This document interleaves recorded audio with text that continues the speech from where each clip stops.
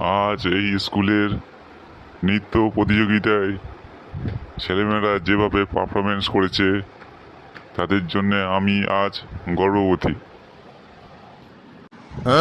গর্ভবতী নয়, ওটা হবে গর্বিত। সরি, ওটা গর্ববতী নয়, আমি খুব গর্বিত, মাফ করবেন। এই জন্যে মুখ্যস্কু মানুষদের মাস্টারি চাকরি দিতে নেই।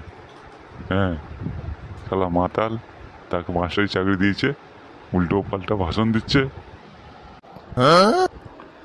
পাগলু ড্যান্স গানে যে নৃত্য প্রতিযোগিতা করেছে আমার খুব ভালো লেগেছে, তাই আমি ওই ছাত্রকে প্রথম পুরস্কার দিতে চাই। তোমরা দেখছি একদম ফালতু লোক, একবার মান সম্মান বলে কিচ্ছু নেই।